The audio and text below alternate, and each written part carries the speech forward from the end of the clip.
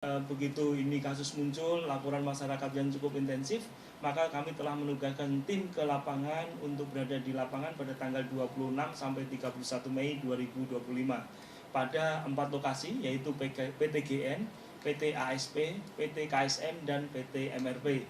Yang kemudian hari kemarin yang terhormat Pak Menteri SDM telah melakukan kunjungan lapangan. Kami mungkin akan beberapa hari lagi akan ke sana karena memang ada kegiatan lain yang harus kami tangani, terutama di Jakarta dengan kualitas udaranya yang kami agak prihatin, sehingga beberapa hal akan kami tangani dulu di Jakarta, kemudian kami akan ke sana dalam waktu yang sangat segera. Jadi ini kondisi foto udara yang diambil di PT ASP pada tanggal 28 Mei 2025. Maksudnya menggunakan drone, pakai drone ya, bukan foto udara tapi pakai foto drone. Next slide. Ini sebaran iup yang kemudian dilakukan pengawasan oleh teman-teman Gakum. Jadi kita telah menurunkan tim selama beberapa hari untuk melakukan tinjauan ke sana. Dan insya Allah dalam waktu segera untuk melihat kondisi di lapangan, kami dan beberapa tim juga akan menyusul ke sana untuk melihat langsung kondisi fisik sebagaimana yang telah dilakukan oleh Bapak Menteri SDM. Sehingga kita mendapat gambaran konkret terkait dengan permasalahan yang ada di Kabupaten Raja Ampat ini. Ada 4 lokasi yang menjadi sasaran kegiatannya. Pertama di Pulau Gak, yaitu suatu pulau di sisi sebelah selatan ke barat atau barat laut, barat daya. Kemudian ke arah depannya lagi ada Mayapun nomor 4 itu. Kemudian lokasi berikutnya di Pulau KW, kemudian di Pulau Maniran. Jadi yang kami sebut tadi Pulau Gak, Pulau Pele, Batang Pele, dan Mayipun, kemudian Pulau KW dan Pulau Manuran, itu keempat-empatnya merupakan pulau-pulau kecil sebagaimana yang disebutkan di dalam undang-undang terkait dengan pengaturan pulau kecil dan pesisirnya. Next slide. Kita akan satu-satu. Jadi ini semuanya foto udara atau foto drone yang diambil pada pelaksanaan kegiatan pemantauan lingkungan yang dilakukan oleh teman-teman pengawas lingkungan, yaitu di foto PTGN. Next slide. Ini posisinya. Jadi PTGN ini berada di Pulau Gak yang luasnya 6.300, sehingga dengan demikian termasuk pulau kecil yang memang nanti kami akan sebutkan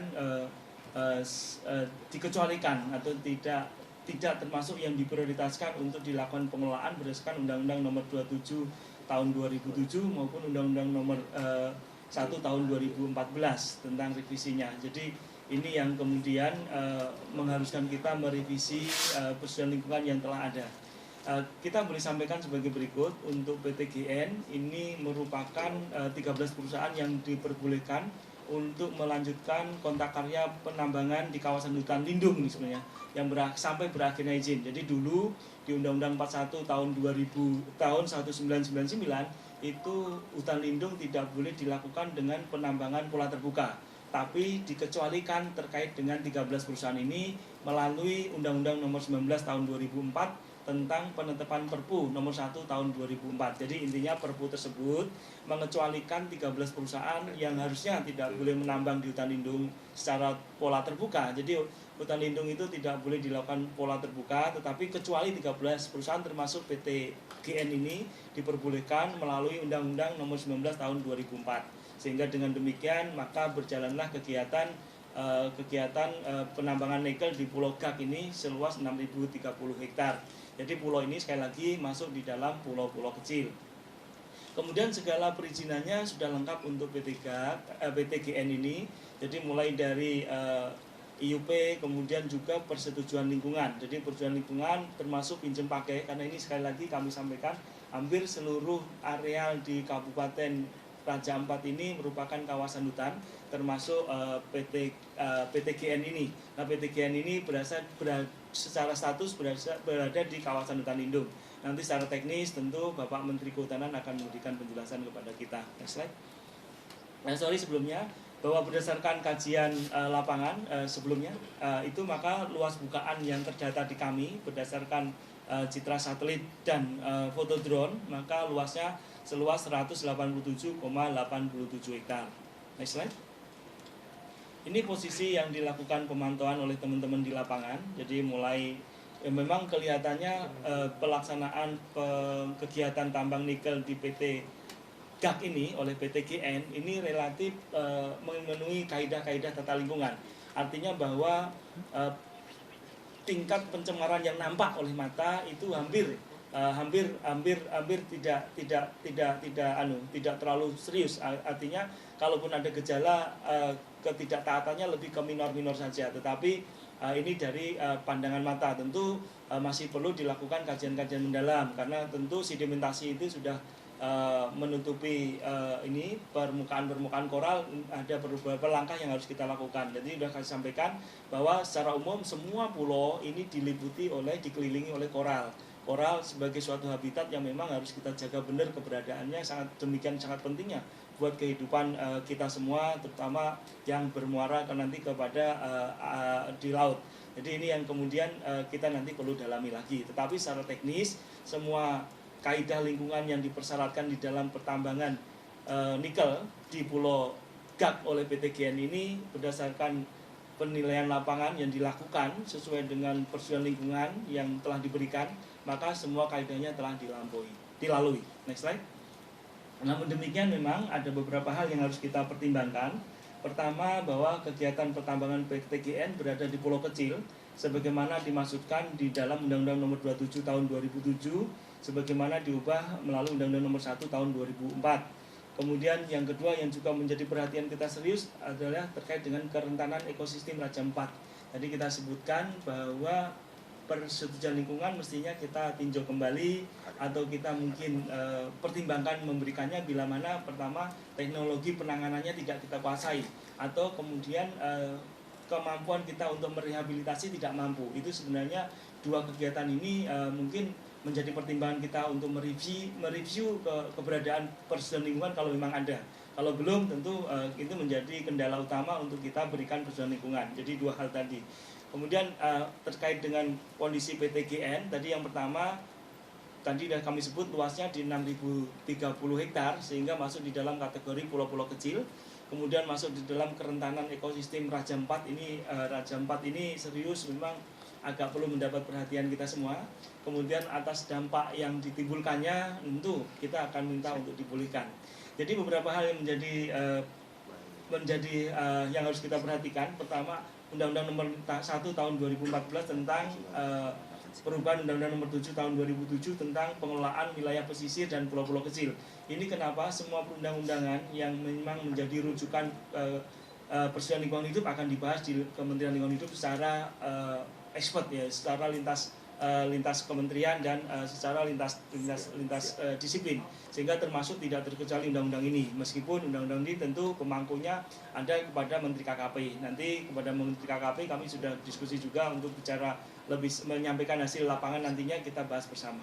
Jadi intinya bahwa di dalam pasal tersebut tidak diprioritaskan kegiatan untuk kegiatan pertambangan. Kemudian hal ini juga dikuatkan dengan keputusan MA Mahkamah Agung nomor 57 tahun 2022 dan keputusan MA nomor 35 tahun 2023. Jadi keputusan MA itu kemudian menganggap bahwa pelaksanaan pelarangan kegiatan penambangan di pulau kecil ini dilakukan tanpa syarat. Jadi tidak boleh dilakukan kegiatan penambangan di pulau-pulau kecil berdasarkan keputusan MA nomor 57 tahun 2022. Ini keputusan ini terjadi di kasus di Konawe, di Kepulauan Konawe. Jadi Pulau Wahoni kalau nggak salah ada suatu perusahaan yang kemudian dilakukan digugat oleh masyarakat dan Mahkamah Agung memenangkan masyarakat tersebut. Meskipun perusahaan tersebut sudah sangat lengkap dokumennya. Kemudian karena dia kalah di Mahkamah Agung, maka perusahaan tersebut melakukan gugatan akhir di MK. MK justru memperkuat keputusan MA tersebut. Artinya ini ada jurisprudensi hukum bahwa terkait dengan kegiatan-kegiatan ini memang menjadi hal yang dilarang terkait dengan kegiatan penambangan di pulau-pulau kecil. Ini keputusan MK, bukan keputusan NA ya. Jadi namun ini menjadi rujukan kita pada saat mempertimbangkan persetujuan lingkungan yang harus kita kemudian review atau kita evaluasi kembali. Next slide. Slide selanjutnya. Nah ini tadi ya secara umum hampir mirip-mirip semua. PT ASP ini bahkan berada di pulau yang lebih kecil lagi, Jadi ada di Pulau Manuran, ini foto yang diambil foto drone yang diambil tanggal 28 Mei 2025. Next slide. Ini posisinya. Jadi luas bukaannya 109. Memang di pulau ini lebih kecil ya. Jadi hanya 743 hektar. Tentu kita bisa bayangkan kalau ini dilakukan eksploitasi, pemulihannya tidaklah terlalu gampang karena tidak ada lagi bahan untuk memulihkan. Ini yang kemudian menjadi perhatian kami untuk melakukan review terkait dengan dokumen lingkungan. Jadi yang kami sampaikan tentu berada di batas kewenangan Kementerian LH terkait dengan persetujuan lingkungan. Jadi persetujuan lingkungan yang untuk PT ASP ini diterbitkan oleh Bapak Bupati Kabupaten Raja Ampat nomor 75B tahun 2006. Jadi sampai sekarang dokumen tersebut belum berada di kami. Kami nanti akan minta untuk kemudian diserahkan kepada kami untuk dilakukan review lebih lanjut. Next slide. Ini posisinya teman-teman sekalian. Pada saat dilakukan pengawasan memang ada kejadian setting pond yang jebol. Dan ini memang menimbulkan pencemaran lingkungan, kekeruan dengan pantai yang cukup tinggi. Dan ini tentu ada konsekuensi yang harus ditanggung-jawabi oleh perusahaan tersebut. Jadi terlihat memang berbeda dengan PT yang satunya. PT yang ini memang agak beberapa penanganan lingkungannya agak perlu ditingkatkan ya. Jadi termasuk manajemen lingkungannya belum dia miliki sehingga kondisi lingkungannya tidak terlalu baik untuk yang berada di PT ASP ini di Pulau Manuran. Jadi Pulau Manuran ini pulau yang ada di atas tadi di bagian utara dari kepulauan yang gede Wagyu. Ini posisinya seperti ini. Jadi ini sudah dikasih juga, sudah diberikan papan penyegelan oleh dari teman-teman penegakan hukum. Next slide. Jadi ini agak serius ini kondisi lingkungannya untuk pulau yang ada di Pulau Manuran ini, yang kegiatan penambangan nikel yang dilakukan di Pulau Manuran ini. Selain pulaunya kecil, pelaksanaannya kegiatan penambangnya kurang hati-hati sehingga ada potensi pencemaran lingkungan yang agak serius untuk di Pulau Manuran ini. Next slide. Ini juga telah dilakukan pemasangan pang pengawasan karena ini sedang kita lakukan tahapannya. Jadi teman-teman sekalian, kalau plang pengawasan itu dilakukan berarti tahapannya sedang berjalan. Mulai dari pengambilan sampel-sampel untuk di lab, kemudian pemanggilan penghadiran para ahli untuk memproyeksikan kerugian-kerugian dan kerusakan lingkungan yang ditimbulkannya untuk kita simpulkan apakah ini lari kepada penindakan pidana, perdata ataupun sanksi administrasi pemerintah. Sehingga biasanya diperlukan waktu agak lama karena mulai dari pengambilan lab, pengambilan sampel, membawa ke lab, menunggu labnya hasil lab, kemudian menghadirkan saksi ahli karena saksi ahli ini harus bersaksi di pengadilan pada saat diperlukan nanti. Sehingga menghadirkan saksi ahli ini biasanya memerlukan waktu yang relatif lama karena nunggu waktunya kesempatan beliau dan ahli yang kita datangkan. Sehingga kadang-kadang mulai dari pemasangan plang sampai pengambilan kesimpulan diperlukan 1-2 bulan waktu kita untuk mengambil tindakan terkait dengan pelanggaran suatu kasus lingkungan hidup.